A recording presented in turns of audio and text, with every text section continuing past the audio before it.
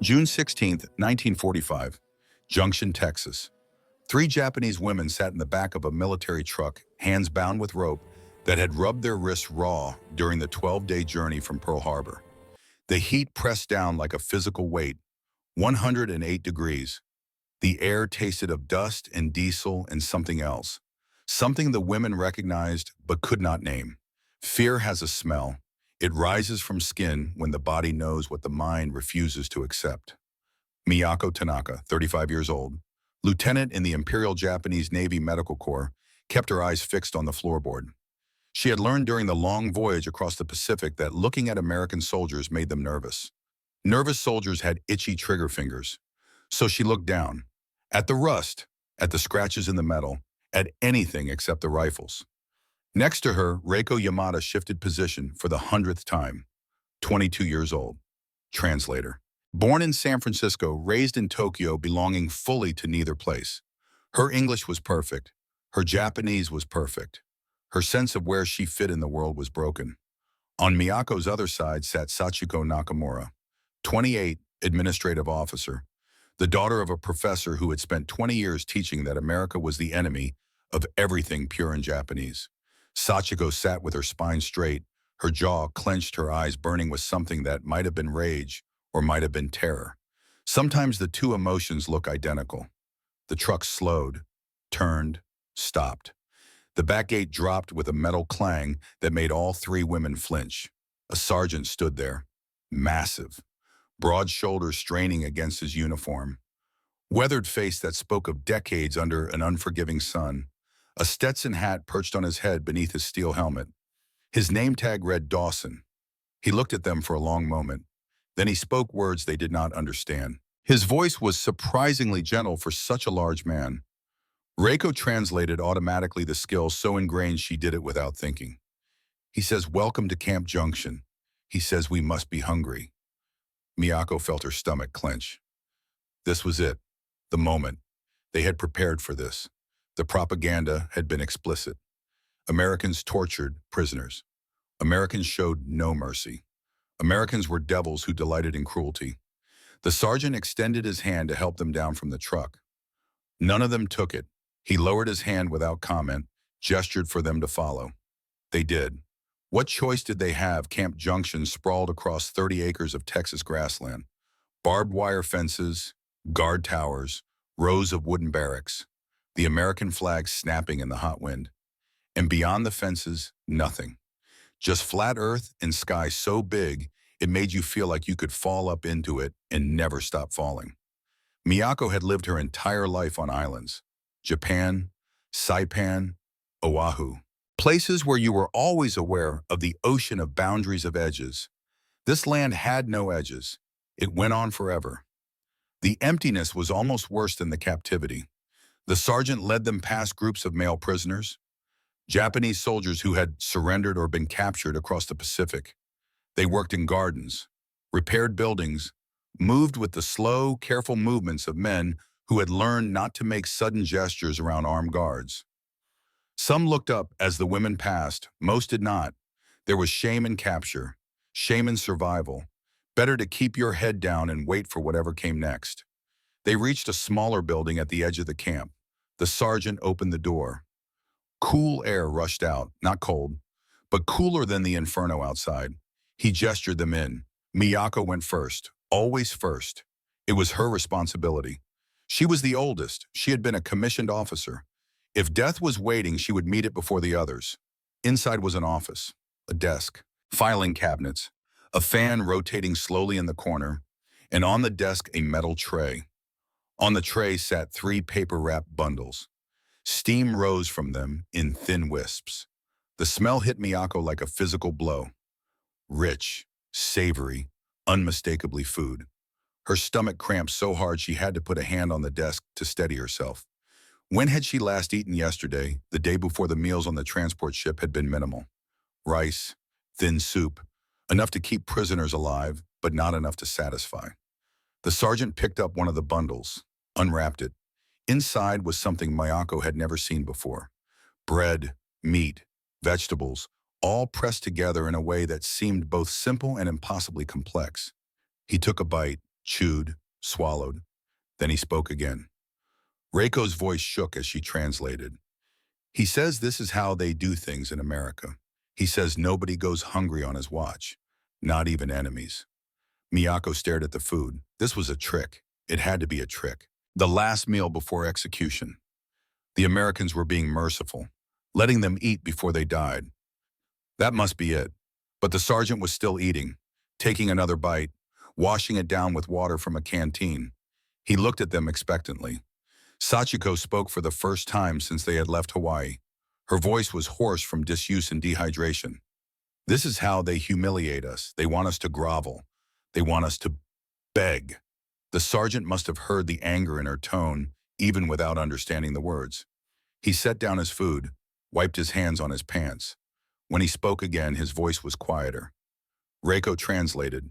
He says he is not trying to humiliate anyone. He says his name is William Dawson.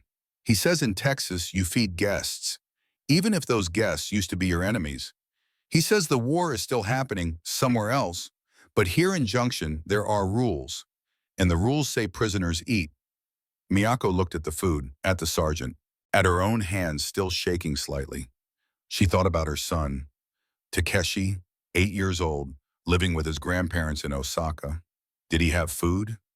Was he hungry? Would she ever see him again? She reached out, picked up one of the wrapped bundles. It was warm, impossibly warm. When had she last held something warm that was not fever or fire? She unwrapped it slowly. The bread was soft, impossibly soft. In Japan, bread was a luxury. In the military, it was non-existent. The meat was thick, seasoned, grilled until the outside was crispy and the inside was tender. There were vegetables, onions, something red and tangy, something green. Miyako closed her eyes, took a small bite. The taste exploded across her tongue. Salt, fat, sweetness from the bread, the char of the grill, juice running down her chin. She could not stop the tears. They came hot and fast, and she had no defense against them. She was crying in front of her captors, in front of the enemy, breaking the code that said Japanese officers do not show weakness. But the food, God, the food, she took another bite. And another, eating too fast, knowing she should slow down, knowing her stomach would rebel after so long with so little, not caring. Beside her, Reiko had also picked up a bundle. Reiko, who had eaten this before, who remembered hamburgers from childhood trips to the California State Fair, who had thought she would never taste one again. Reiko ate with her eyes closed, remembering a 10-year-old girl holding her father's hand, the smell of popcorn and cotton candy, the sounds of laughter, before the war, before Executive Order 9066, before her family was given a choice that was not really a choice. Leave America or be imprisoned. They had chosen to leave, to return to Japan, to prove their loyalty to the emperor. And now here she was, in America again, as a prisoner. The hamburger tasted exactly as she remembered, and that made her cry too. Only Sachiko did not eat. She sat with her hands folded in her lap, staring at the food as if it were poison, as if touching it would contaminate her. The sergeant noticed. He said something to Reiko. He says you do not have to eat if you do not want to, but the food will be here. Whenever you are ready. Sachiko's jaw tightened. Tell him I will not accept charity from the people who burned Tokyo, who killed my cousins, who destroyed my country. Reiko hesitated. Then she translated, softly, leaving out the harshest words. The sergeant's expression did not change. He nodded, picked up a pencil, made a note on a clipboard. When he spoke again, his voice was matter of fact. He says that is your choice. He says meals are served 3 times a day. He says you will be given the same rations as American soldiers. He says if you change your mind, no one will judge you. Then he stood, gestured for them to follow again, led them outside. The sun was lower now, but still brutal. They walked to another building, longer, divided into sections, the barracks for female prisoners. Inside, the air was stifling, but at least there was shade. 8 metal cots lined the walls. Thin mattresses, olive drab blankets, mosquito netting, everything precisely arranged, everything clean. 7 of the cots were occupied, 7 other Japanese women, nurses, administrators, One woman who had been classified as a comfort woman, though no one spoke that term aloud. They had arrived weeks earlier. They looked up as the new arrivals entered, nodded, said nothing. The sergeant indicated 3 empty cots, pointed to a door at the back. Through it, they could see a bathroom, sinks, toilets, a shower, running water. The sergeant said something else. Reiko translated automatically. He says dinner is at 6. He says there are clean clothes in the footlockers. He says if we need anything medical attention, supplies, anything, we can ask the guards. Then he left. The door closed behind him. Not locked, just closed. The 3 women stood in the center of the room, staring at the cots, at the other women, at the door that was not locked. Miyako sank onto a cot. The mattress was thin, but it was there. She had spent the last year sleeping on the ground, on ship decks, on anything available. This was luxury. She pulled the wrapped hamburger from where she had hidden it in her uniform jacket. She had not finished it, had saved half. Now she looked at it, still warm, still soft. She thought about Takeshi again, wondered if he was hungry, wondered if he hated her for not being there, wondered if he was even alive. The thought of him not alive made her hands shake so badly she almost dropped the food. Reiko sat on the cot next to her. She had also saved half her hamburger.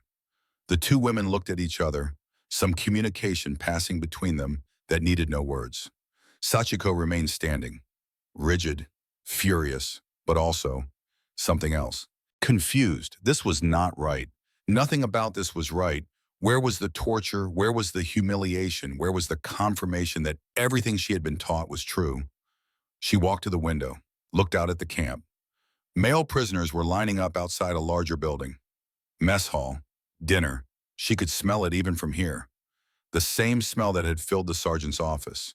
They were feeding everyone. The same food. Americans and Japanese. Guards and prisoners. It made no sense. In Japan, captured enemies were treated with contempt. Sometimes starved. Sometimes worse. That was war. That was justice. The Americans should be the same. The propaganda said they were worse.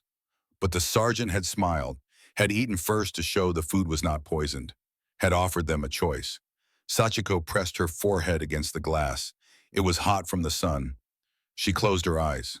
Behind her, she heard Miyako speak. We should clean up, change clothes, be ready for dinner. I am not going to dinner, Sachiko said. Suit yourself, Miyako replied. Not unkindly, just stating fact. But I am going to see my son again, and I cannot do that if I starve myself to death to prove a point. Reiko stood, opened her footlocker. Inside were clothes, men's work shirts and pants, but in smaller sizes. Clean, folded. She pulled them out, looked at Miyako. Shower first, she asked. Shower first. Miyako agreed. They disappeared into the bathroom. Sachiko heard water running, heard sounds of relief and pleasure. The first hot shower in how long? Weeks, months, she stood alone in the barracks. The other women watched her but said nothing. Finally, one of them spoke. An older woman, maybe 40, a nurse. The food here is real, the woman said, and there is enough of it.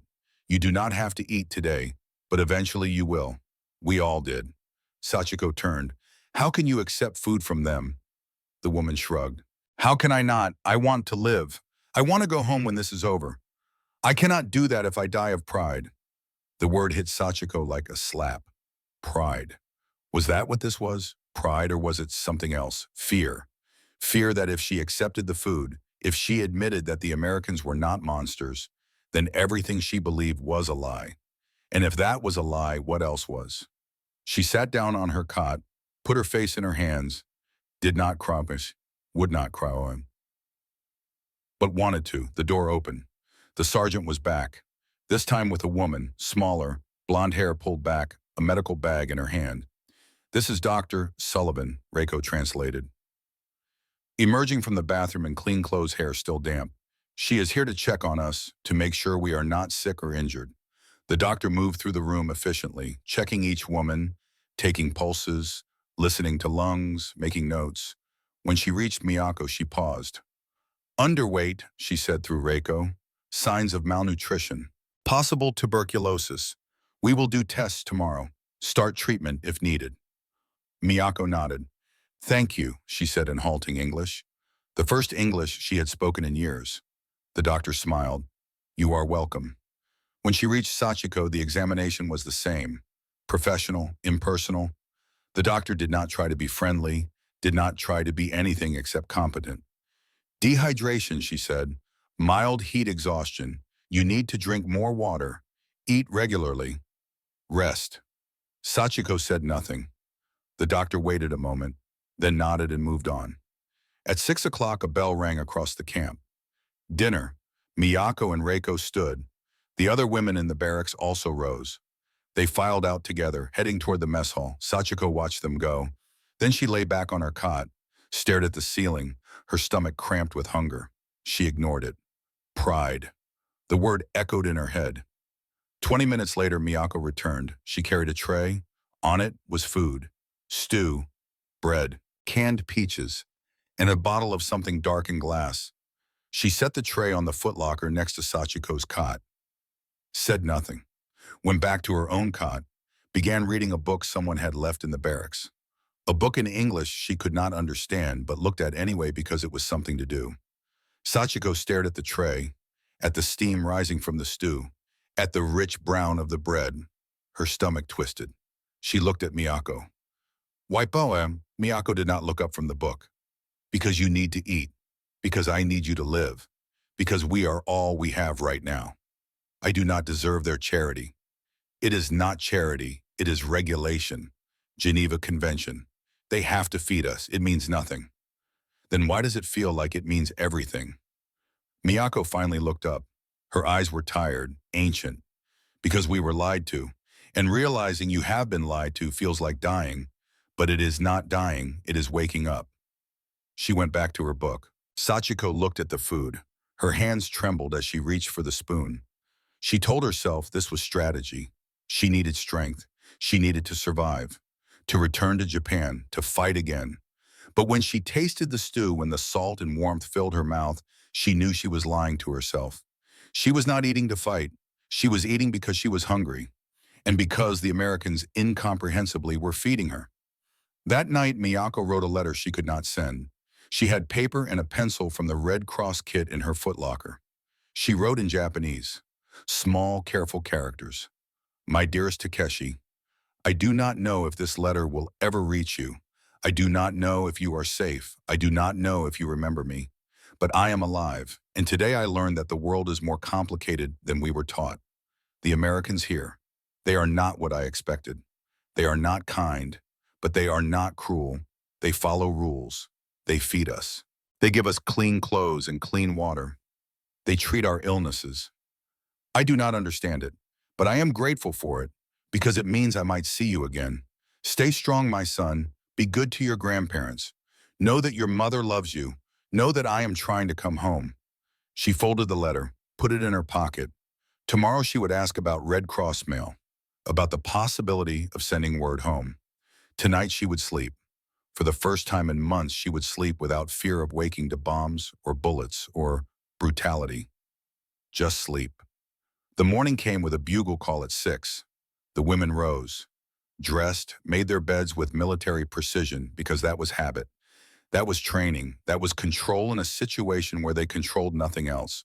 Breakfast was served at 7. The mess hall was a large building, long tables, benches, a serving line where prisoners filed past and received food on metal trays. Eggs, bacon, toast, coffee, oatmeal with sugar and milk. More food than Miyako had seen in a year. She filled her tray, sat with Reiko and Sachiko. They ate in silence. Around them, male prisoners did the same. And at tables on the other side of the room, American soldiers, eating the same food, the same portions. The only difference was the seating arrangement. After breakfast came work assignments. Miyako was sent to the infirmary to assist Dr. Sullivan, to use her medical training in service of the camp. Reiko was assigned to the administration building, to translate documents, to help with communication between guards and prisoners. Sachiko was assigned to the kitchen, to help prepare meals for 300 people. The kitchen was hot, industrial, 6 massive stoves, ovens, refrigerators that hummed with electricity, A walk-in freezer that held more meat than Sachiko had seen in her entire life. The head cook was a corporal named Ray Martinez.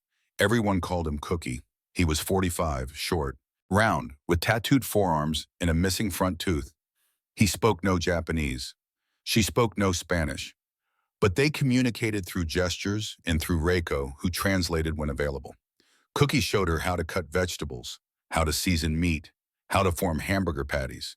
His hands moved with practiced efficiency. He did not waste motion, did not waste food. Everything had purpose. At noon, the kitchen served lunch, sandwiches, soup, fruit, and for some prisoners, including the three women, there was something else.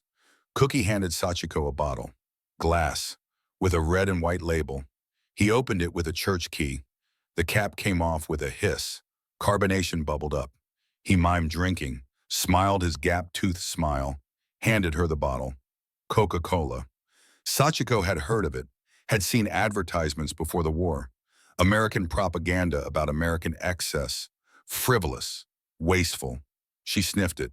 Sweet, chemical, strange. She took a small sip. The carbonation surprised her, made her cough, but the sweetness, the cold.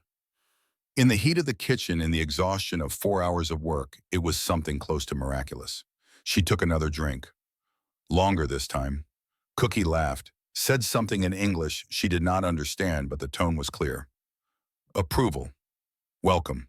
When she finished the bottle, he took it from her, added it to a crate of empties that would be returned, recycled. Nothing wasted. That afternoon, back in the barracks during rest period, the three women sat together on Miyako's cot. They had showered again, changed into clean clothes. Their bodies were adjusting to regular food, to clean water, to the absence of fear.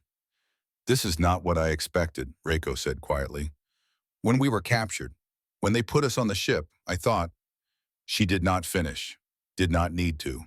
They all knew. My father would say this is a trap, Sachiko said, that they are fattening us up before the slaughter. Is that what you believe? Miyako asked. Sachiko was quiet for a long time. I do not know what I believe anymore. 3 weeks into their imprisonment, Miyako was called back to the administration building, to the sergeant's office. She went with her heart hammering, wondering if this was it, if the kindness had been temporary, if now came the reckoning. But when she entered, she found only Sergeant Dawson and Dr. Sullivan. They stood as she entered. The doctor held papers. Through Reiko, who had been summoned to translate, the doctor spoke. We have completed your medical evaluation. You have early-stage tuberculosis, malnutrition, anemia, but all treatable. We are starting you on medication today. With proper nutrition and rest, you should recover fully. Miyako stared. You are treating me? Of course, all prisoners receive medical care. It is required. But I am the enemy. Dr. Sullivan looked at her steadily. You were the enemy. Now you are a patient, and patients get treated.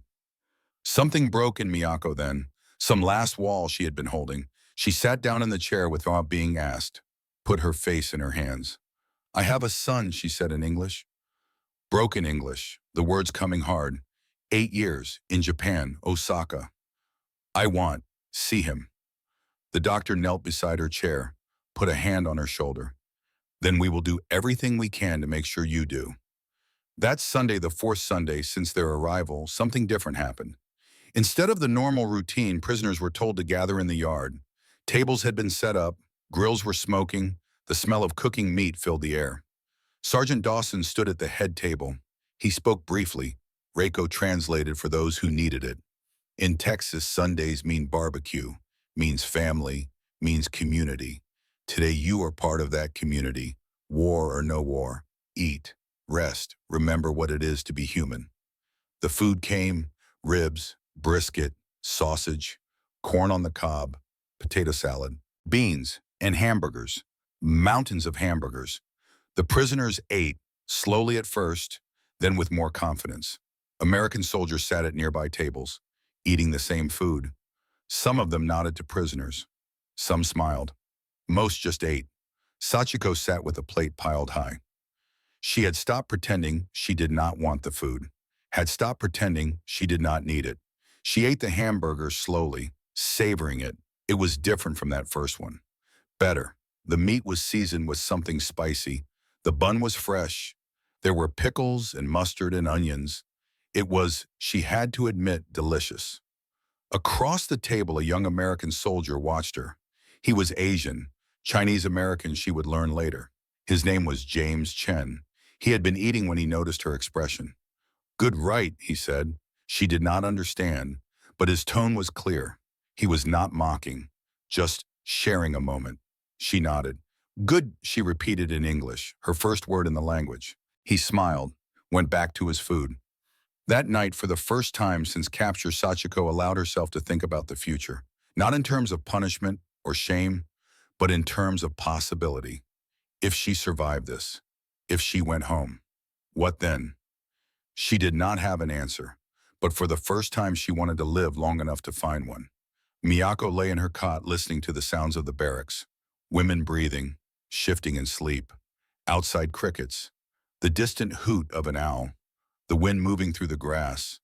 Tomorrow she would start her tuberculosis treatment, would continue working in the infirmary, would write another letter to Takeshi that might never reach him, but that she needed to write anyway.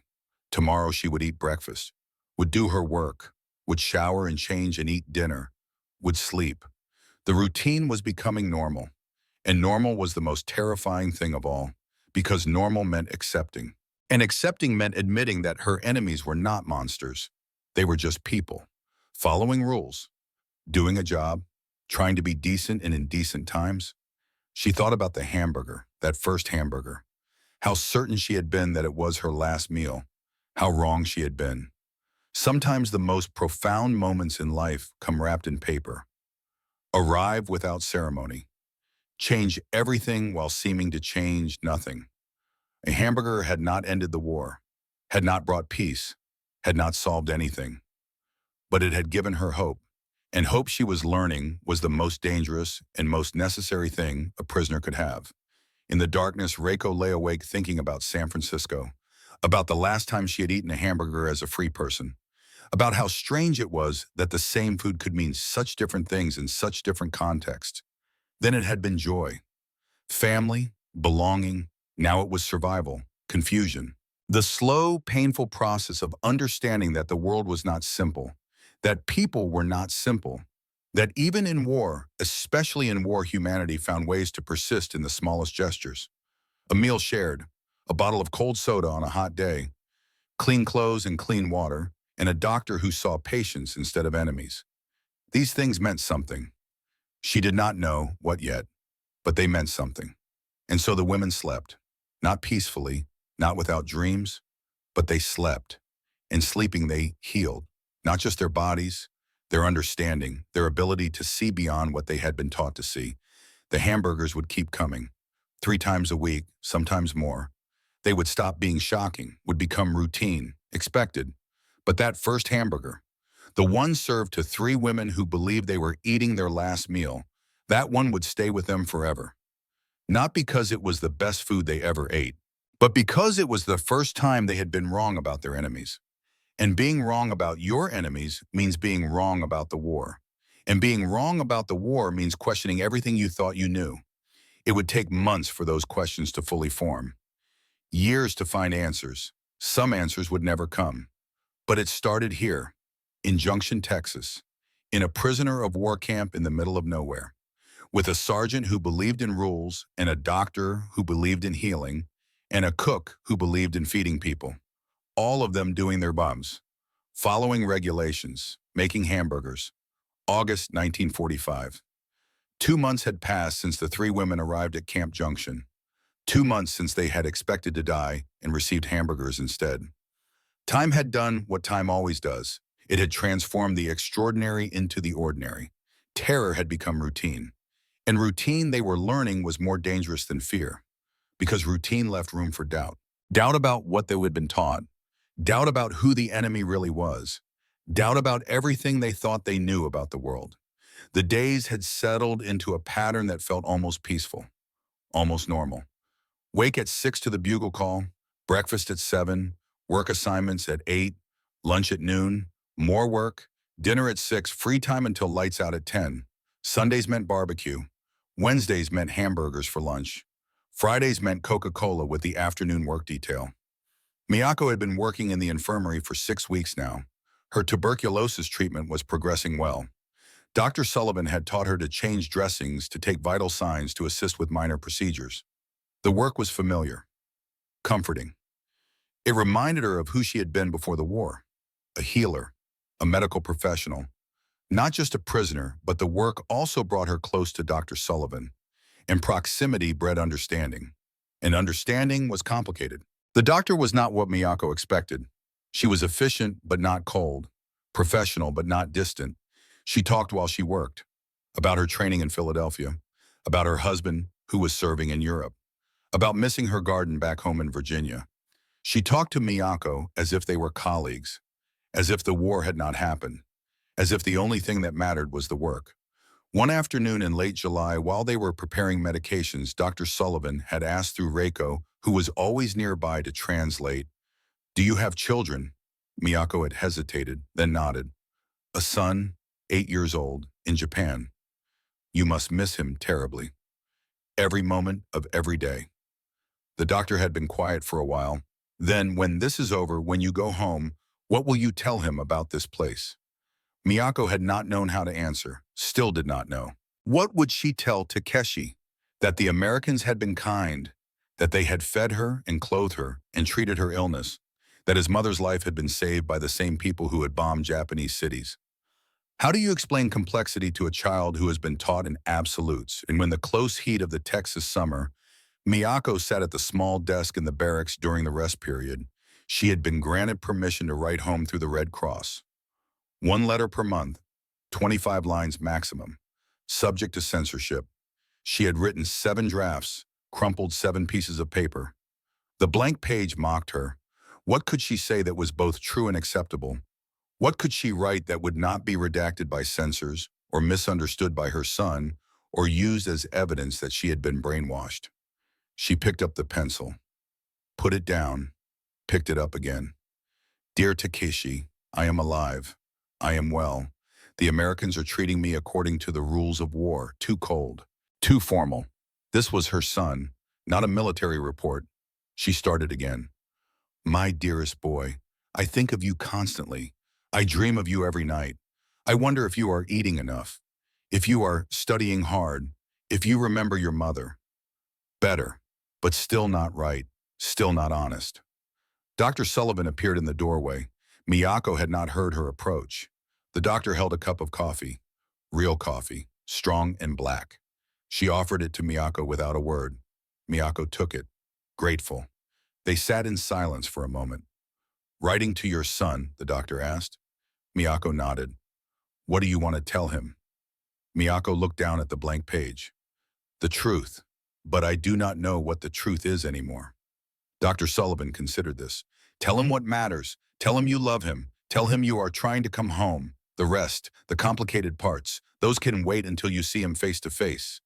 Miyako looked at the doctor, this woman who had every reason to hate her, whose country was at war with Miyako's country, who had probably lost friends, maybe family, to Japanese soldiers. And yet here she sat, offering coffee, offering advice, treating Miyako not as an enemy, but as a mother struggling to reach her child. After the doctor left, Miyako wrote the final letter. Simple, direct, true. "Takeshi, I am alive and I am coming home. No matter how long it takes, no matter what I must endure, I will come home to you. Be strong, be kind. Remember that your mother loves you more than life itself. The world is bigger and more complicated than we were taught. But love is simple, and my love for you is the simplest, truest thing I know."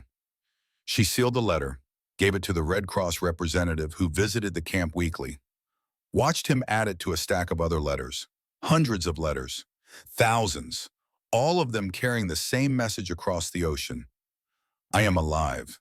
I am trying to come home." In the administration building, Reiko sat at a desk surrounded by documents, requisition forms, supply manifests, incident reports, everything that required translation between English and Japanese. She worked quickly, accurately. Her dual language ability, once a source of shame and confusion, had become her value here. But the work was isolating. She spent hours alone with papers and words, hours thinking about identity, about belonging, about what it meant to be both and neither. Private James Chen had begun stopping by her office during breaks. At first, she thought he was checking on her, making sure she was not stealing supplies or passing information or doing something subversive. But gradually, she realized he was just visiting. He was lonely too. The only Asian face among the guards, Chinese-American, born in Los Angeles. His family had been interned at Manzanar while he served in the army, proving loyalty, proving worthiness, trying to demonstrate that American meant more than appearance. One afternoon, he brought her a Coca-Cola, set it on her desk without comment. She looked up from her work. He was standing in the doorway, not quite in, not quite out. "Thank you," she said in English. Her English was unaccented, perfect, native. He heard it. "You grew up here." It was not a question. She nodded anyway. "San Francisco, until I was 12. "What made you leave?" "My parents. They were afraid. Executive Order 9066. They thought if we went back to Japan voluntarily, we would avoid the camps. Prove we were loyal Japanese, not disloyal Americans." Chen leaned against the doorframe. "And were you loyal Japanese?" "I do not know what I was, what I am. I speak perfect Japanese and perfect English. I know how to bow properly and how to shake hands. I can make rice balls and hamburgers. I belong everywhere and nowhere." "Yeah," Chen said quietly. "I know that feeling." They sat in silence. The kind of silence that happens between people who understand something fundamental about each other. "You fight for America," Reiko said, "even after what they did to your family. Not because of what America is, because of what it could be, should be.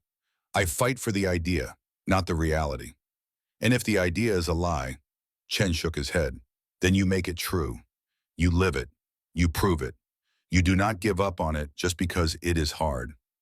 Reiko thought about this long after he left, about ideas and realities, about the gap between what countries claim to be and what they actually do, about whether it was possible to love a place that had rejected you, to fight for a place that had imprisoned your family.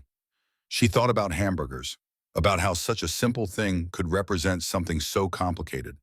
American generosity and American efficiency and American abundance, but also American contradiction, American complexity. The food here was good, plentiful. The same rations given to American soldiers. This was fact. This was Geneva Convention compliance. This was procedure. But it was also kindness. And kindness from your enemy breaks something in you, forces you to see them as human. And seeing your enemy as human means admitting that maybe you were wrong. Maybe they were not monsters. Maybe the propaganda lied. And if the propaganda lied about this, what else was a lie? The question kept Reiko awake at night, staring at the barracks ceiling, listening to the other women breathe, wondering who she would be when this was over, where she would go, what language she would dream in. August 15th arrived with no warning, no premonition, just another hot Texas day. The women were in the mess hall eating lunch when the announcement came over the loudspeakers, first in English, then in Japanese. The war was over. Japan had surrendered. The emperor had spoken. It was finished. The hall went silent. 300 people frozen in various states of eating or drinking or talking. Nobody moved. Nobody spoke. Then noise. Everywhere at once, Americans cheering, hugging, crying, Japanese prisoners sitting in stunned silence, some weeping, some angry, some relieved. Miyako felt nothing. The war had ended for her 2 months ago, when she realized she would not be executed, that her life was not forfeit, that she might actually see Takeshi again. This announcement changed nothing for her, except it meant she could go home. Eventually, when the logistics were sorted, when the ships were arranged, she could go home. She looked at Reiko. The younger woman's face was blank, unreadable. "What do we do now?" Reiko asked. "We wait, we survive, we go home." "Where is home?" Miyako had no answer. Sachiko was not in the mess hall. She was in the kitchen, preparing dinner. When the announcement came, she was forming hamburger patties, her hands moving in the rhythm Cookie had taught her. Press, flatten, season, stack. She heard the words. understood them, kept working. The war was over. Japan had lost. The emperor had surrendered. Everything she believed, everything her father had taught her, everything she had sacrificed for, gone. Her hands continued moving. Press, flatten, season, stack. Cookie appeared beside her. He must have heard the announcement too. He looked at her carefully, watching for what collapse rage celebration. She gave him nothing, just kept working, because working meant not thinking, and not thinking was the only way to survive this moment. But that night, alone in the barracks, when the lights were out and the other women were asleep, Sachiko felt it break. She slipped out of bed, moved quietly to the door. Outside, the guards were distracted, celebrating. She walked to the far fence, the back corner where the lights were dimmest.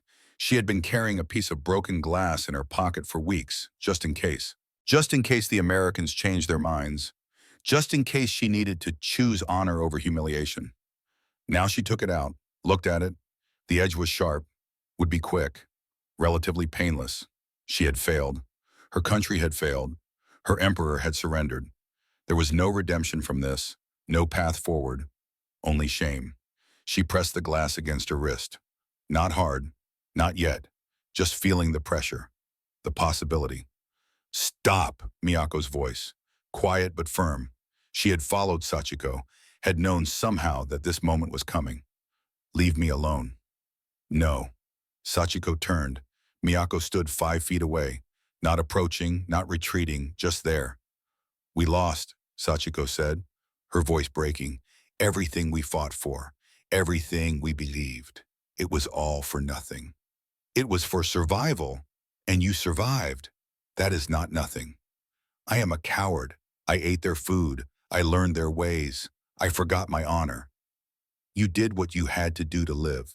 That is not cowardice. That is strength. My father will disown me. My family will be ashamed.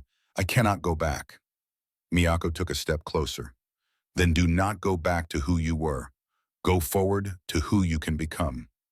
I do not know who that is. Neither do I. Neither does Reiko. Neither does anyone who survived this war. We are all figuring it out, but we have to be alive to do it. Sachiko looked at the glass in her hand, then at Miyako, then at the camp beyond the fence, the barracks, the mess hall, the kitchen where she had learned to make hamburgers that American soldiers said were damn good. She had learned something here, not just cooking, but something about process, about taking raw materials and transforming them into something nourishing, about how small acts of creation could matter even in the middle of destruction. She dropped the glass, heard it clink against a rock. Miyako came closer, put a hand on her shoulder. Come inside. Dr. Sullivan should look at that cut on your arm. Sachiko looked down. She had not realized she had already pressed hard enough to break skin. Blood ran down her forearm in a thin line. They walked back to the barracks together. Miyako woke Dr. Sullivan. The doctor came immediately. No questions, no judgment, just competent medical care.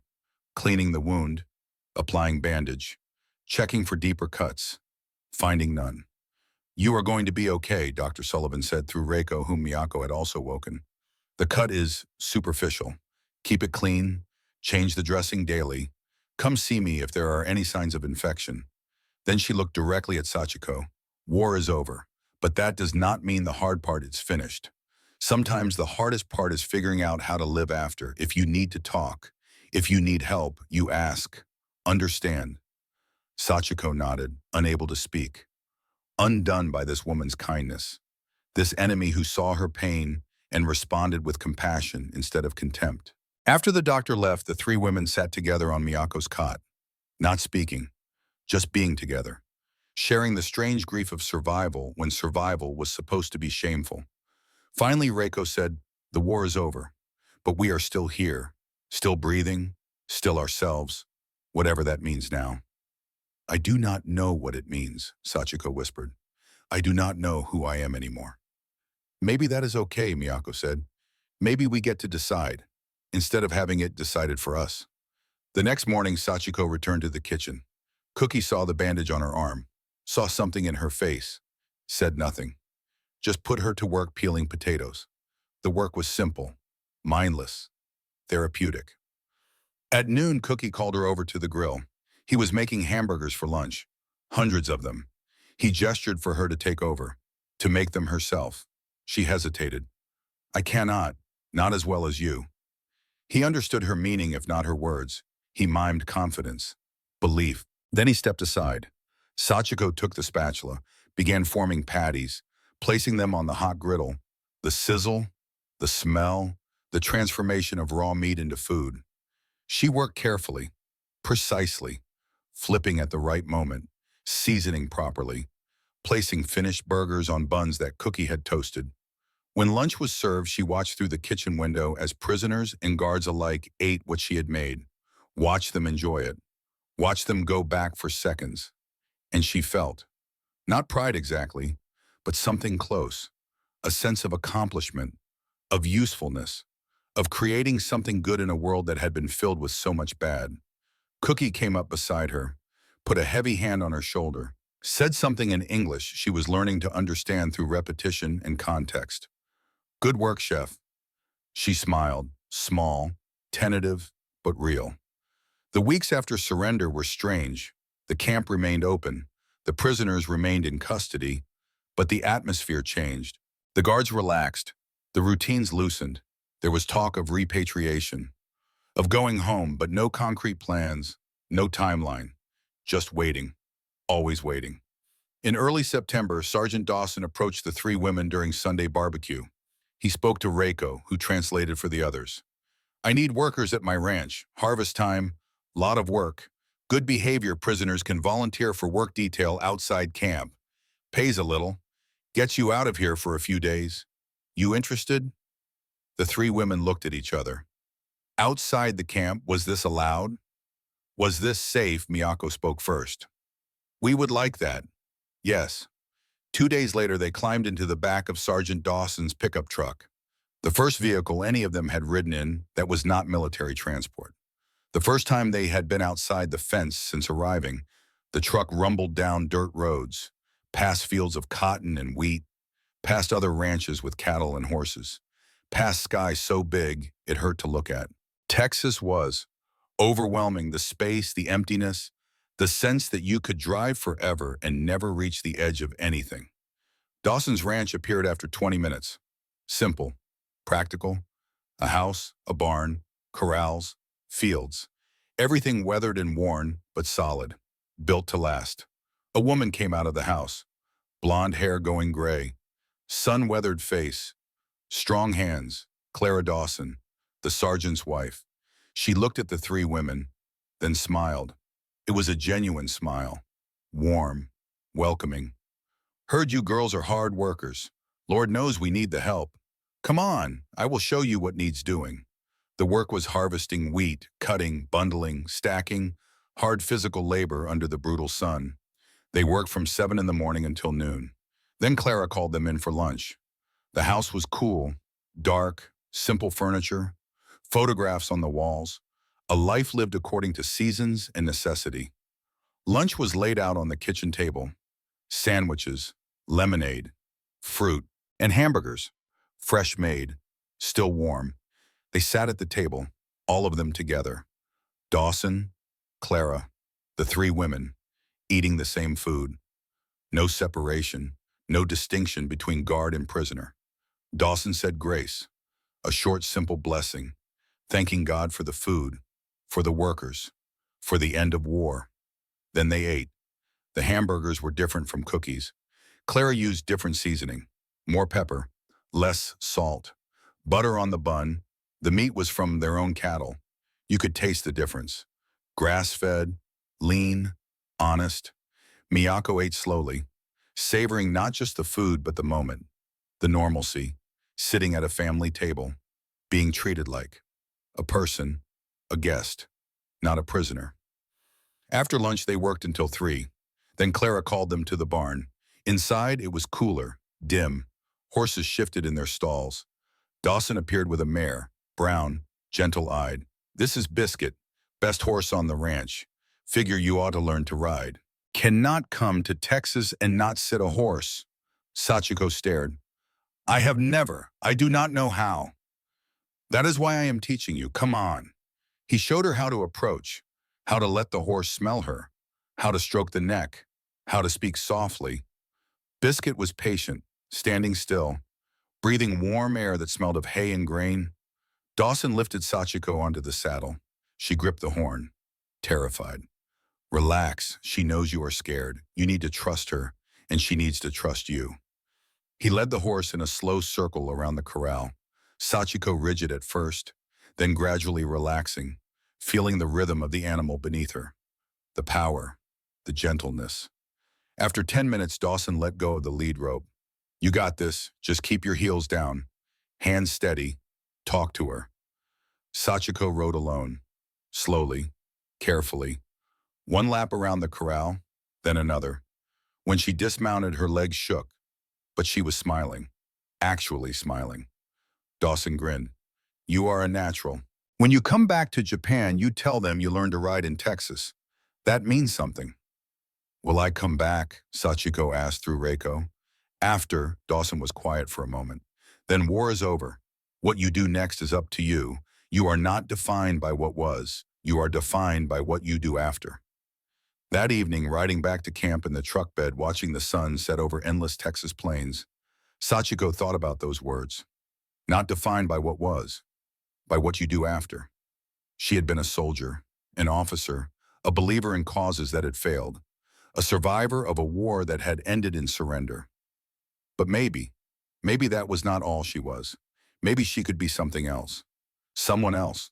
Someone who made good hamburgers, who learned to ride horses, who rebuilt herself piece by piece in a country that had been her enemy but had treated her with more decency than she expected.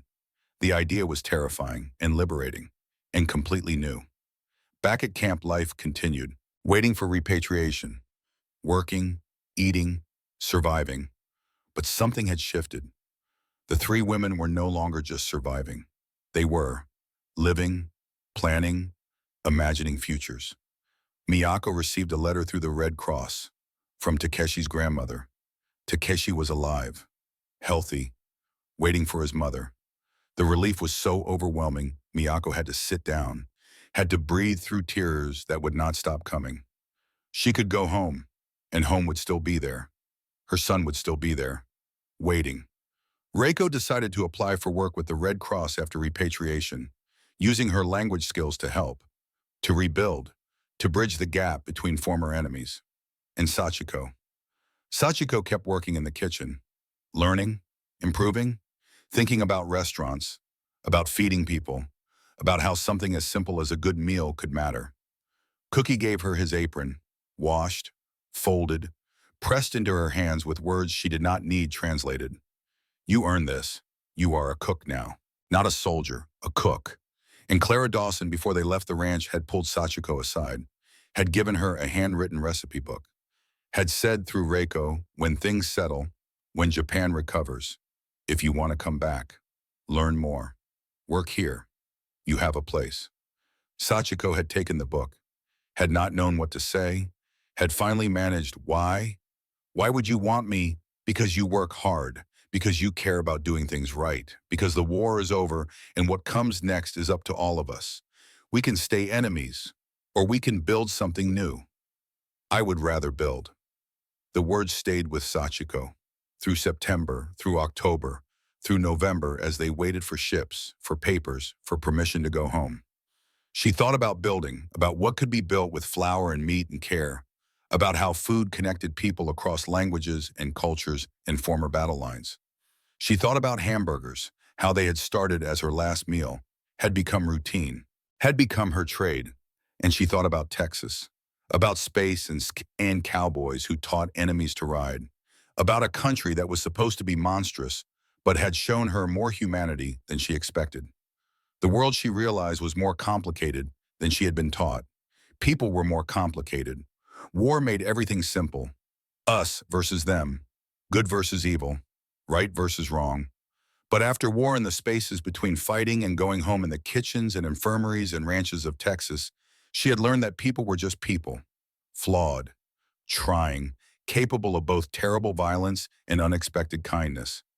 The hamburgers had taught her that, the simple act of feeding prisoners, Not because of mercy, because of rules, because of principles, because of a belief that some things mattered even in war, especially in war. And now waiting to go home, Sachiko understood that she carried those lessons with her, in her hands that had learned to form perfect patties. In her memories of Sergeant Dawson and Cookie and Clara, in the recipe book, in the apron, and the knowledge that she had value beyond her service to the Emperor. She was not just a failed soldier. She was a survivor, a cook, a woman who had learned to ride horses in Texas.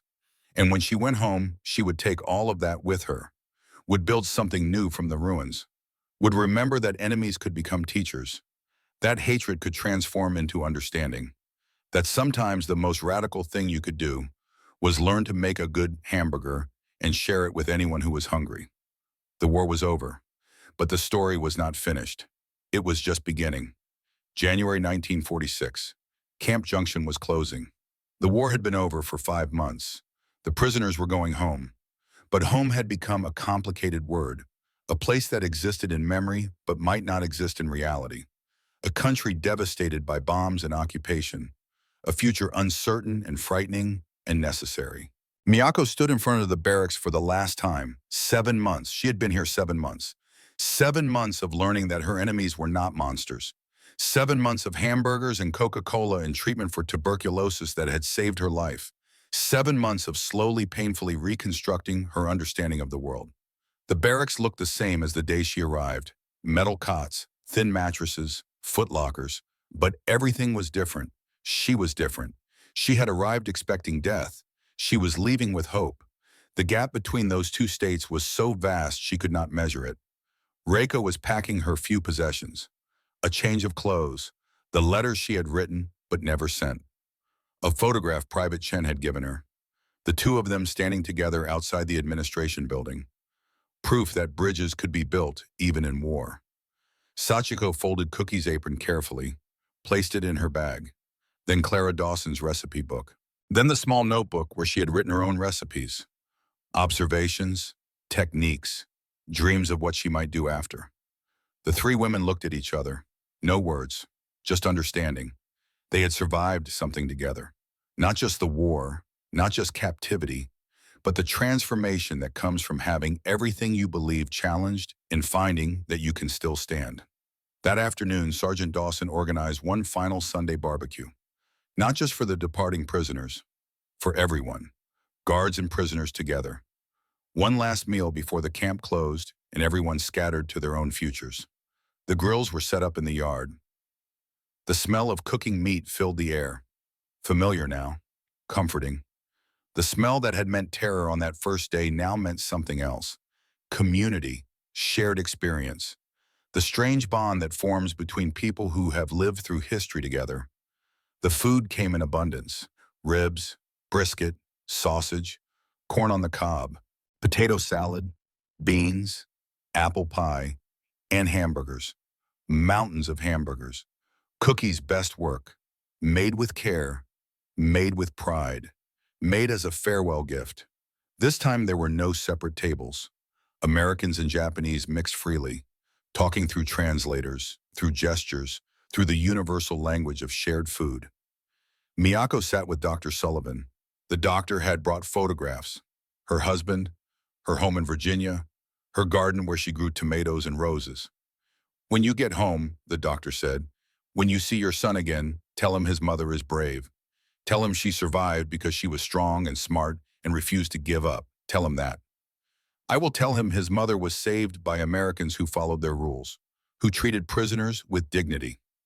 I will tell him that his mother learned something important here. What did you learn? Miyako thought for a long moment. That humanity is not about nationality. It is about choices, small choices. To feed someone, to heal someone, to see someone as a person instead of an enemy. You made those choices every day, and because of that, I get to go home to my son. Dr. Sullivan's eyes were bright. She reached across the table, squeezed Miyako's hand. Go home, rebuild, teach your son what you learned. That is how we prevent the next war. Reiko sat with Private Chen. They had become friends, an unlikely friendship built on shared displacement, shared understanding of what it meant to belong nowhere and everywhere. What will you do, Chen asked, after Red Cross work, translation, helping to rebuild connections between America and Japan? Someone has to do it. Might as well be someone who understands both sides. You will be good at it. What about you? Chen shrugged. Stay in the army for now. Save money. Eventually go back to Los Angeles. Help my family rebuild what they lost when they were interned. Try to make America actually live up to its promises. Do you think it can? I have to believe it can. Otherwise, what was the point of any of this? Reiko understood. Belief not because of evidence, but because of necessity. Because without belief in the possibility of better, there was only despair. She pulled out a small package, handed it to Chen. Inside was a patch, hand-sewn, two flags side by side, American and Japanese, crossed, connected. I made this, she said, to remember that we were enemies, and then we were not, and that change happened because people chose to make it happen. Chen held the patch carefully. I will keep this, always, thank you. Sachiko was in the kitchen, helping Cookie with the final cleanup. They worked in comfortable silence, the silence of people who had learned to communicate beyond language. When the work was done, Cookie pulled out a bag. Inside was his spare apron, washed, mended, folded with care. He pressed it into Sachiko's hands, spoke words she had learned to understand through months of context and repetition. You earned this. You are a real cook now. Go home. Feed people. Make them happy. That is good work. Sachiko bowed, deep, respectful. Thank you for teaching me, for being patient, for treating me like a person. Cookie waved away the gratitude, but his eyes were warm. You did the work. I just showed you how. The rest was you. Outside the kitchen, Clara Dawson was waiting. She pulled Sachiko aside, away from the crowd, into the quiet space between the buildings. I have something to say, Clara began, and I want you to really hear it. When things settle in Japan, when you figure out what you want to do, if you want to come back to Texas, to learn more, to work on the ranch, you have a place. This is not charity. This is an offer based on merit. You work hard, you learn fast, you have skill. I could use that, and I think you might want a fresh start. A place where nobody knows your history, where you can just be Sachiko the cook, not Sachiko the former prisoner, not Sachiko the defeated soldier, just Sachiko. Sachiko stared. You would want me after everything. The war is over. What comes next is up to us. We can stay enemies forever, or we can build something new. I would rather build. Seems like you would too. Sachiko took the piece of paper Clara offered, an address, a phone number, a promise written in ink. I do not know if I can come back, Sachiko said honestly. I do not know what Japan will be like, what I will be like, but I will keep this, and if I can, if there is a way, I will come. Clara smiled, reached out, squeezed Sachiko's shoulder. That is all I ask. Just remember you have options. You are not trapped by your past. None of us are. The words stayed with Sachiko through the goodbyes, through the final dinner, through the night spent packing and preparing for departure. You are not trapped by your past. What a radical idea. What a generous offer. What a glimpse of a future she had not imagined possible. January 15th, dawn. The prisoners gathered in the yard, bags packed, papers checked, medical clearances issued, everything ready for the long journey home. Buses waited to take them to San Antonio. From there, trains to San Francisco. From there, ships to Japan. Weeks of travel, weeks of transition from war to whatever came after. Sergeant Dawson stood at the gate, shaking hands with each prisoner as they left, wishing them well, telling them to rebuild, to remember, to be better than the war had been. When Miyako reached him, he held out his hand. She took it, shook firmly, American style. Ma'am, he said, you take care of yourself. And that boy of yours, you are a good mother, a good person. Do not let anyone tell you different. Thank you, Sergeant, for everything, for my life. Just doing my job, ma'am, following the rules. But I am glad the rules brought you here. Glad you are going home. Reiko shook his hand next. You taught me something important, Sergeant. You taught me that principles matter, even when they are hard, especially when they are hard. That America at its best is not about power. It is about rules that apply to everyone, even enemies. Dawson nodded. You remember that when you are helping to rebuild. You make sure both sides remember. Sachiko was last. She shook his hand, then impulsively bowed, deep and respectful. You saved my life, not just from death, from hatred, from the poison of believing that enemies must always be enemies. I will remember. Go cook, ma'am, feed people, make the world a little better one meal at a time. That is all any of us can do. The buses pulled away. The three women sat together in the back, watching Camp Junction recede, watching Texas unfold around them. The big sky, the open land, the sense of space and possibility. They did not speak. There was nothing to say. The experience was too large for words, too complicated for summary. They would spend the rest of their lives processing what had happened here, what it meant, how it had changed them. The train to San Francisco took 3 days. 3 days of watching America pass by the window. Cities and farms and mountains and desert. A country vast and varied and complex.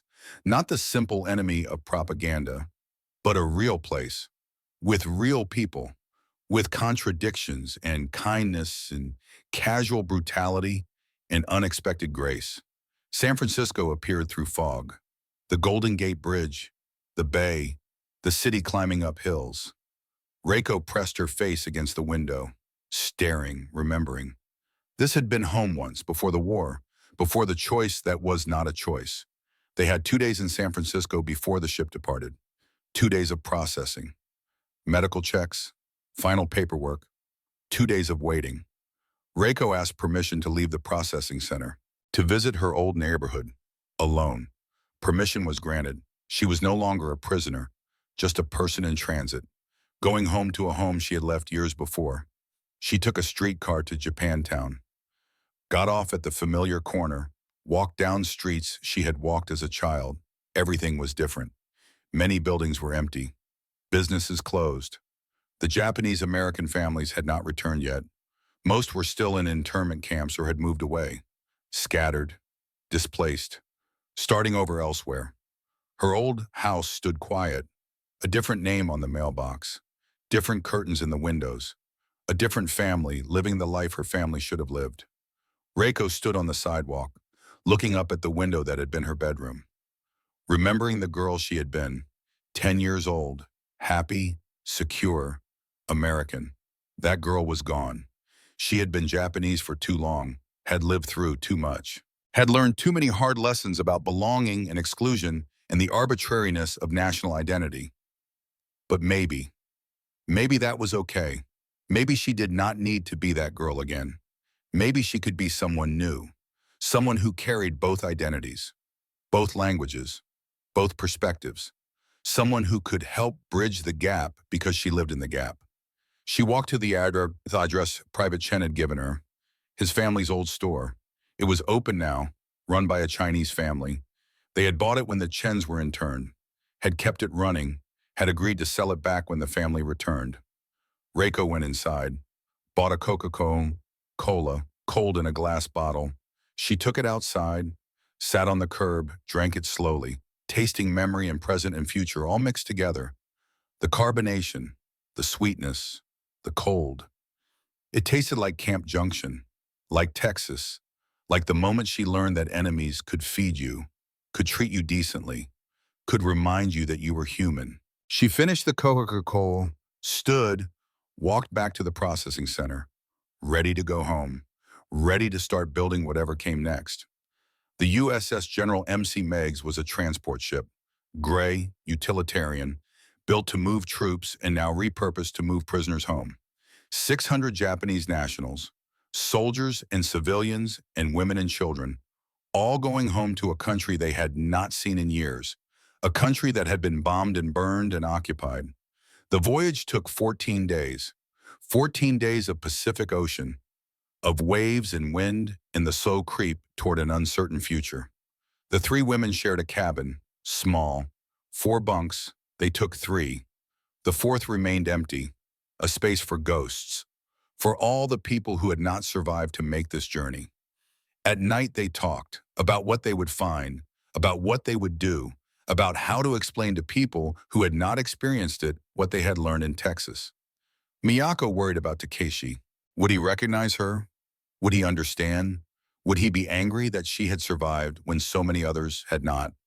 Reiko worried about finding work, about whether the Red Cross would actually hire her, about whether her dual identity would be an asset or a liability in post-war Japan. Sachiko worried about her father, about whether he was even alive, about whether he would accept her back or disown her for the shame of capture and survival. They worried together, supported each other, made promises to stay in touch, to help each other rebuild, to remember that they were not alone. On the 13th day, land appeared on the horizon, Japan. Home. The word felt strange, foreign, like it belonged to someone else. The ship docked at Yokohama, February 1946. Winter, cold and gray and devastated. The city was a ruin. Buildings burned, infrastructure destroyed, people moving like ghosts through rubble. American occupation forces were everywhere. Military police, army trucks, supplies. The conquerors now playing the role of administrators, of rebuilders. The irony was not lost on anyone. The prisoners disembarked, were processed, given ration cards, given addresses for aid stations, given permission to go, to disappear into the ruins and try to find what remained of their lives. Miyako went to the Red Cross station, asked about transport to Osaka, about how to find Bori's son, a kind volunteer, Japanese, middle-aged, war-weary, helped her navigate the bureaucracy. It took 3 days, 3 days of paperwork and waiting and anxiety that made her physically ill. But finally, a message. Takeshi was registered, living with his grandparents at their address in Osaka, alive, healthy, waiting. The train to Osaka was crowded, packed with people going home or looking for family or trying to find work. The smell of unwashed bodies and desperation and determination. Everyone looked thin, hungry, but moving, still moving. Osaka was worse than Yokohama, more destroyed. Entire neighborhoods gone, replaced with temporary shelters, with makeshift markets, with the organized chaos of survival. Miyako found the address, a neighborhood that had been residential. Now it was mostly rubble with a few houses still standing. Her in-laws' house was one of them, damaged but standing, patched with whatever materials were available, a testament to stubbornness and luck. She stood at the gate, afraid to knock, afraid of what she would find inside, afraid that 7 months in Texas had changed her too much, that she would not fit back into her old life, that her son would not know her. She knocked. The door opened. Her mother-in-law, older, grayer, thinner, but alive. The woman's eyes widened, then filled with tears. Miyako, you are alive. I am alive. Takeshi, come here, come quickly. And then he was there. 8 years old, small for his age because of malnutrition, but alive, alert, her son. He stared at her, uncertain. He had been 4 when she left. He barely remembered her. Takeshi, she said softly, it is your mother. I came home. He took a step toward her, then another. Then he was running, crashing into her, holding her with thin arms that gripped with desperate strength. She fell to her knees, wrapped him in her arms, buried her face in his hair, crying, finally crying, all the tears she had not cried in Texas, all the fear and relief and gratitude pouring out. I am home, she whispered. I am home, and I will never leave you again. They sat in the damaged house, drank weak tea, ate rice that was more grain than rice, shared what food Miyako had brought her from the Red Cross, the Hershey bars from Texas. Takeshi's eyes went wide at the sweetness. Where did you get this? He asked. From America, from the people who kept me alive so I could come home to you. He did not understand, could not understand. How could he? He was 8. He had been taught that Americans were devils, that his mother's capture meant her death. But she was here, and she had American chocolate. The world made no sense. Mother, he said carefully, were they good to you? Miyako thought about how to answer, settled on truth. They were fair. They followed their rules. They fed me and gave me medicine and treated me like a person. Because of that, I lived. Because of that, I am here with you now. But they are the enemy. They were the enemy. Now the war is over. Now we must learn to live with them, to rebuild. And maybe they were never the monsters we were taught they were. Maybe people are just people. Takeshi frowned, processing, trying to reconcile propaganda with the evidence of his mother alive and well and bearing gifts of chocolate. I do not understand, he said finally. Neither do I, Miyako admitted, but I am learning, and I will teach you what I learn. How to see past hatred, how to recognize humanity even in enemies, how to build instead of destroy. That is what comes next, for all of us. Reiko searched for her family. Her parents had been living in Osaka when she last had contact. But that was 1904, 2 years ago, a lifetime ago. She went to the neighborhood where they had lived, found only rubble, asked neighbors, old people who had survived, who might remember. The Yamadas, an old woman said, dead, both of them, in the firebombing, March of last year, quick deaths. They did not suffer long. Reiko thanked her, walked away, felt nothing. She had expected this, had known it was likely. But expectation did not lessen the finality. She had no family left, no home to return to, nothing but herself and her skills and her determination to do something useful with what she had survived. She went to the Red Cross office in Osaka, asked about employment, about using her language abilities, about helping with the occupation and reconstruction. They hired her immediately, desperate for translators, for people who could bridge the gap between conquerors and conquered, between American efficiency and Japanese devastation. She started work the next day, translating requests for aid, negotiating disputes, helping to distribute food and medicine and supplies, making sure that orders were understood, that needs were communicated, that the machinery of occupation and recovery functioned smoothly. It was exhausting work, emotional work, but it was purposeful.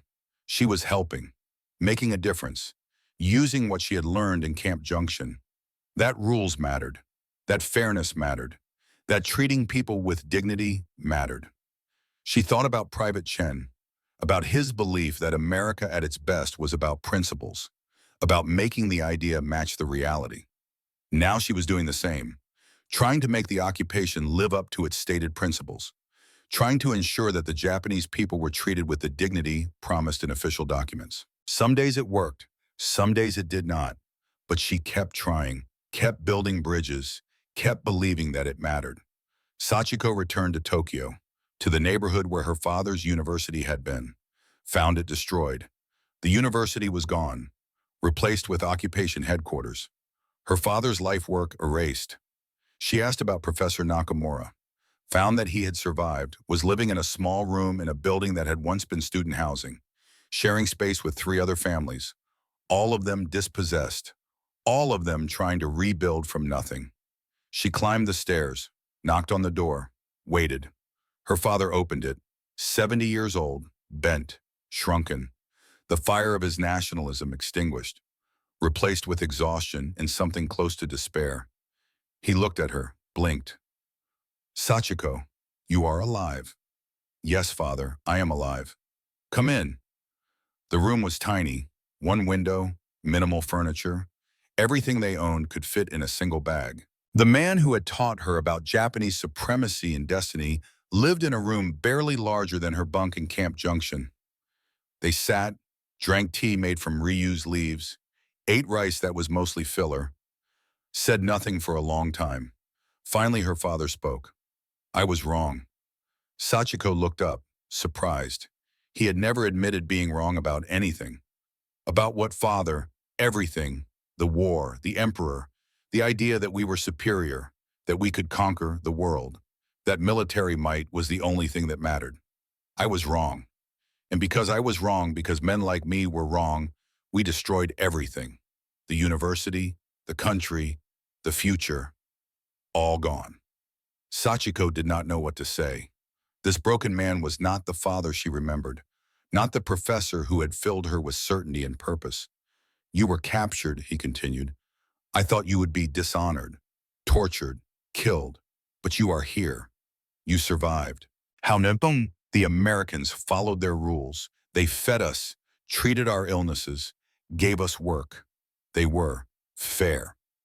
Her father closed his eyes. We were told they were barbaric. We were told many things. Most of them were lies. Yes, lies. So many lies. He opened his eyes, looked at her directly. What will you do now? I will work. I learned to cook in America. I am good at it. I will open a restaurant, small at first, but good.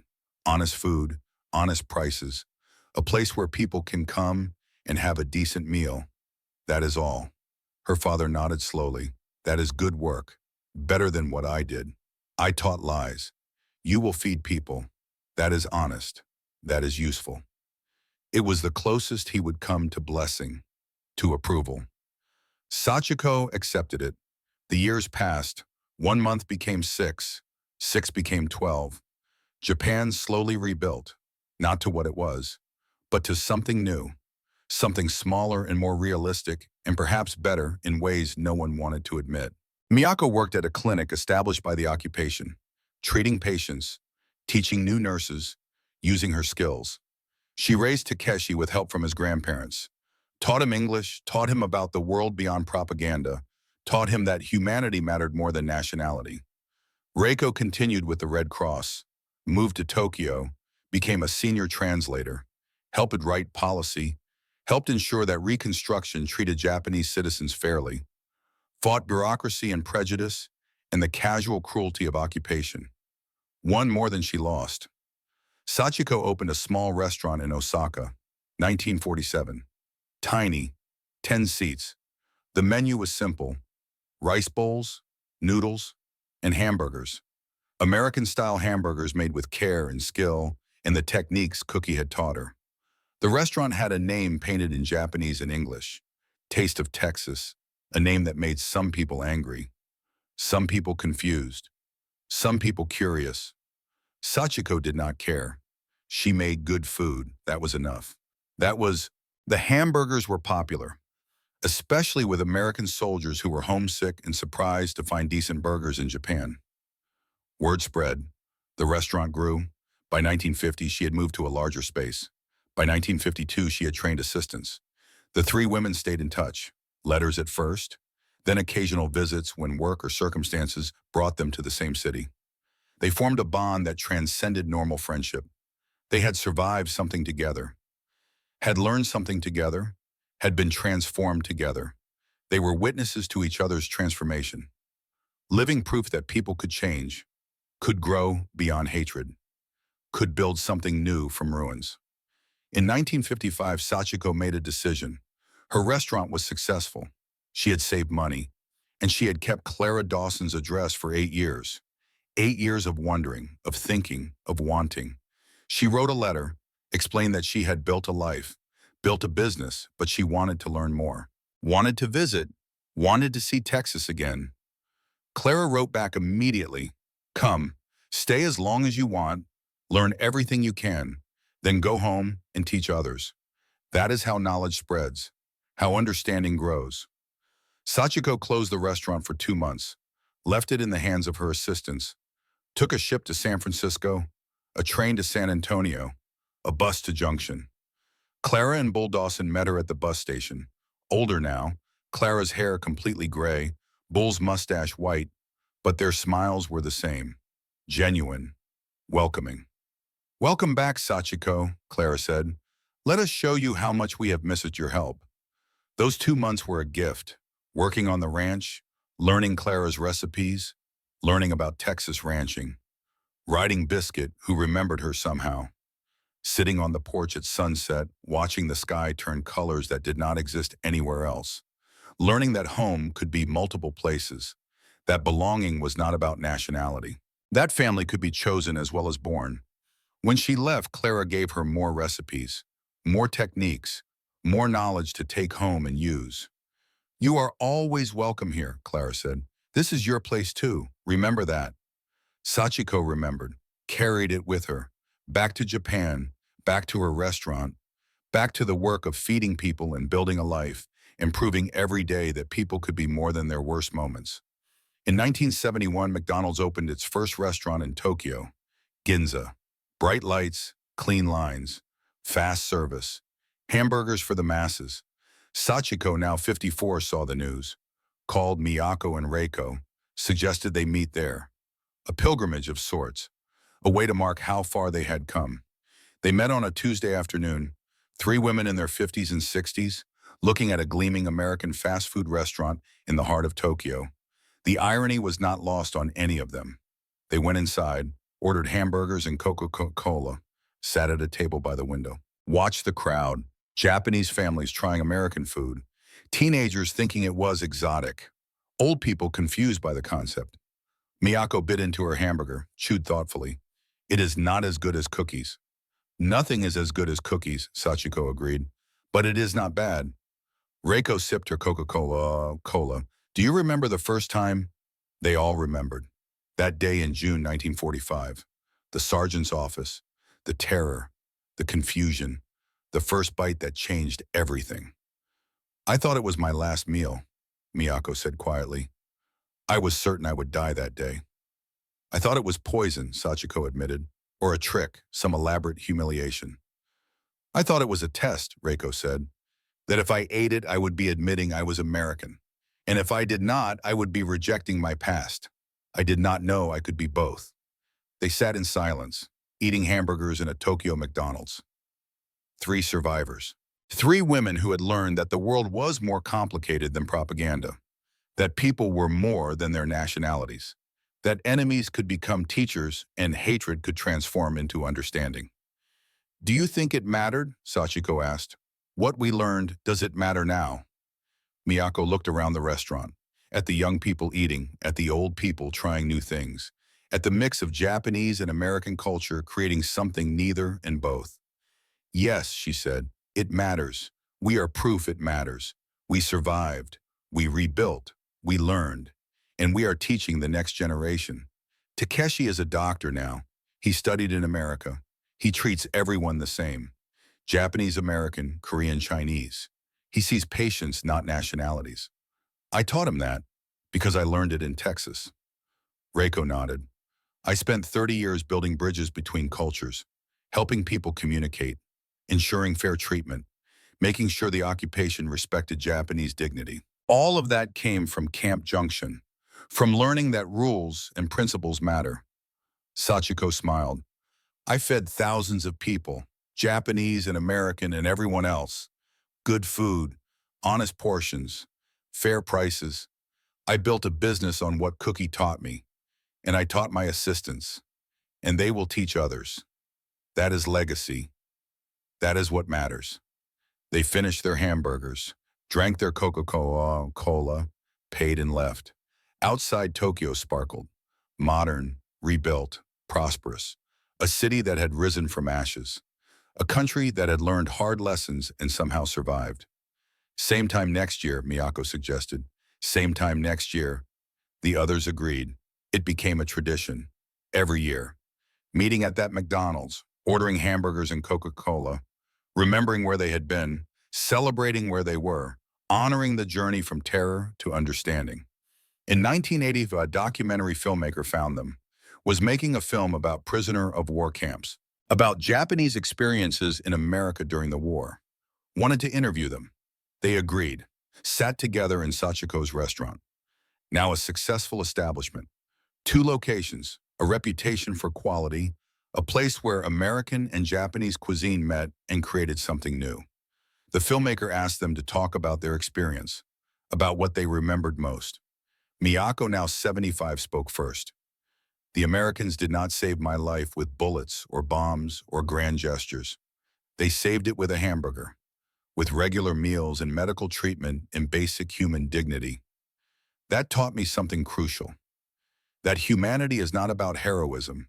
It is about small acts of decency repeated daily. That is what separates civilization from chaos. Not weapons, not propaganda, but the commitment to treating all people, even enemies, as human beings, deserving of basic respect. Reiko, 62, continued. I spent my childhood torn between 2 identities, Japanese and American. I thought I had to choose. Camp Junction taught me I did not. I could be both. I could carry both cultures. I could build bridges because I understood both sides. That gift, that understanding that came from people who saw me not as a traitor or an enemy, but as a translator, someone useful, someone with value. That changed everything. Sachiko 68 spoke last. My father taught me to hate, to believe that Japanese were superior, that Americans were devils, that war was glorious and surrender was disgrace. Camp Junction taught me that my father was wrong. Not because Americans were perfect. They were not. They had their own cruelties and hypocrisies and failures. But they had something else too. Principles. Rules they followed even when it was inconvenient, even when it was expensive, even when their enemy did not deserve it. Sergeant Dawson fed us not because he liked us, but because his rules said he must. And following rules even when you do not feel like it, even when the enemy has not earned it, that is what separates decent societies from barbaric ones. The filmmaker asked one more question. What do you want people to remember about your experience, about what you learned? The three women looked at each other, some silent communication passing between them. Then Miyako spoke for all of them. Remember that enemies are made, not born, that propaganda is powerful but not permanent, that people can change if given the chance, that a hamburger can teach more about humanity than 1,000 speeches about honor and glory and sacrifice, that small acts matter, that following rules matters, that treating people with dignity matters, even in war, especially in war, because that is when it is hardest. And doing hard things is what defines us. The documentary aired the next year, was well received, started conversations, made people think about prisoners and occupation and the complexity of war and peace. But for the three women, it was just another day, another year, another hamburger shared in memory of where they had been and gratitude for where they had ended up. Sachiko's granddaughter, 8 years old, bright-eyed and curious, asked her grandmother one evening, while helping in the restaurant kitchen, "Grandmother, why do you make American food? You are Japanese." Sachiko smiled, showed the girl how to form a hamburger patty, press, flatten, season, the same way Cookie had shown her 40 years before. Because food is not about nationality, child. It is about nourishment, about care, about taking raw materials and transforming them into something that sustains life. I make hamburgers because I am good at it, because people enjoy them, because it is honest work that helps people. That is enough. But the war, did you not hate Americans? I did, for a time. Then I met some, and they fed me and treated me fairly. And I learned that hating an entire people because of what their government does is foolish. People are individuals, some good, some bad, most just trying to survive, like everyone else. The girl thought about this. So the hamburgers taught you, Sachiko laughed. In a way, yes. The hamburgers taught me that enemies can feed you, that rules can protect you, that the world is more complicated than they tell you in school, and that holding on to hate hurts you more than it hurts anyone else. I like hamburgers, the girl said simply. So do I, child, so do I. That night after the restaurant closed, after the cleaning was done, Sachiko sat alone in her kitchen. She thought about Texas, about Camp Junction, about Sergeant Dawson and Cookie and Clara, about the moment she had been certain she would die and instead had been given food. She thought about the arc of her life, from soldier to prisoner to cook to business owner, from hatred to understanding, from certainty to wisdom. And she thought about the hamburger, that first hamburger, wrapped in paper, still warm, offered by an enemy who chose to follow his rules instead of his rage. That hamburger had changed her life, not because it was magical or special or even particularly delicious, but because it represented a choice, a commitment to principles over passion, to decency over destruction. In June 1945, 3 Japanese women expected to die in Texas. Instead, they learned to live, not because the war ended, not because their enemies were saints, but because ordinary people made ordinary choices to follow rules that protected human dignity even in the middle of total war. The hamburger did not end the war, but for Mayako and Reiko and Sachiko, it ended something more important. It ended the lie that enemies must remain enemies forever. It ended the belief that nationality matters more than humanity. It ended the propaganda that had poisoned their understanding of the world. And in ending those lies, it gave them something precious. A second chance, a new understanding, a framework for building peace from the ruins of war. Sometimes the most radical act is not violence. It is hospitality.